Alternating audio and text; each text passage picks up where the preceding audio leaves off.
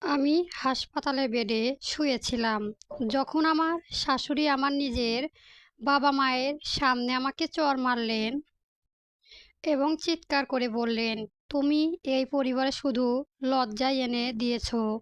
আমার মা থমকে গেলেন। আমি নিজের হাতও তুলতেও পারলাম না। কিন্তু আমার বাবার সামনে এগিয়ে এলেন। তার চোখে এমন এক দৃষ্টি যা আমি আগে কখনোই দেখিনি। তিনি বললেন, "তুমি একবার আমার মেয়েকে স্পর্শ করেছো।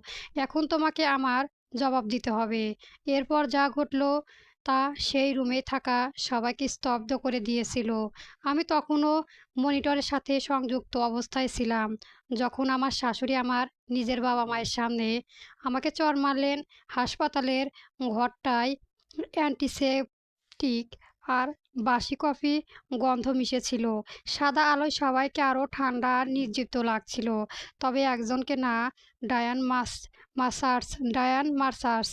তিনি এমনিতেই কঠোর দেখতে। আলো তার কিছুই বদলাতে পারেনি। তিনি আমার রুমে ঢুকলেন, ক্রিম রঙের কোট, দামি পারফিউম আর সেই চেনা অবজ্ঞা দৃষ্টি নিয়ে। আমার স্বামী রায়ান জানালার পাশে দাঁড়িয়ে ছিল, হাত পকেটে। আমার মা আমার পাশে বসে আলতো করে আমার হাত বুলিয়ে দিয়েছিলেন। আমার বাবা ড্রাইনিয়েট ব্লুট দরজার পাশে চুপচাপ দাঁড়িয়ে সবকিছু লক্ষ্য করেছিলেন। আমি আগের রাতে হাসপাতালের ভর্তি হয়েছিলাম। অপারেশনের পর জটিলতা, তীব্র পেটে ব্যথা আর পানি শূন্যতার কারণে আমি খুব দুর্বল ছিলাম। সোজা হয়ে বসতেও কষ্ট হচ্ছিল। রায়ান তার মাকে আসতে নিষেধ করছিল, তবুও তিনি এসেছিলেন। রায়ান একবারও জিজ্ঞেস করলেন না আমি কেমন আছি। তিনি আমার রিপোর্টের দিকে তাকালেন না, সোজা আমার দিকে তাকিয়ে বললেন, "এই নাকি এখন তোমার কাজ? হাসপাতালে শুয়ে থাকা আর সবাইকে তোমার জন্য দৌড় করানো?" আমার মা শক্ত হয়ে গেলেন। তিনি শান্তভাবে বললেন, "ওর তো অপারেশন হয়েছে।" ডায়ান হাত নেড়ে বললেন, "আমি আমার ছেলের বউয়ের সাথে কথা বলছি, আপনার সাথে না।"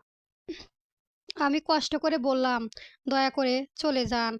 আজ এ এসব সহ্য করতে পারবো না।" এতেই তিনি আরও চিৎকার শুরু করলেন, "ও এখন তোমার বাউন্ডারি আছে। এখন ছিল না। যখন তুমি রায়ানকে তার পরিবারের থেকে দূরে নিয়ে গেলে, তার টাকা খরচ করলে আর তাকে এমন একজন মানুষ বানালে যাকে আমি চিনিও না।" রায়ান বলল, "মা থামো।" কিন্তু সেটা ছিল দুর্বল বশত প্রায় নিষ্ফোরণ।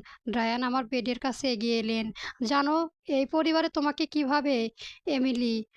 তারা ভাবে তুমি নাটকবাজ, চালাক আর অলস।" আমার হার্ট মনিটরের শব্দ দ্রুত হতে লাগলো। ২০, ২০, ২০। আমার মা উঠে দাঁড়ালেন, "নার্স ডাকবে।" আমার বাবা তখনও চুপ, কিন্তু আমি তার চোয়াল শক্ত হয়ে উঠতে দেখলাম। আমি বললাম, "বেরিয়ে যান।" ডায়ান আমার দিকে ফুঁকে ফিসফিস করে বললেন, "তুমি এখানেই ভিকটিম না।" তারপর হঠাৎ তিনি আমাকে চড় মারলেন। শব্দটা পুরো ঘরে প্রতিধ্বনিত হলো। আমার মা চিৎকার করে উঠলেন। রায়ান দৌড়ে এলো, কিন্তু দেরি হয়ে গেল। আমার গায়ে জ্বর শুরু হলো তীব্রতা, অপমানে।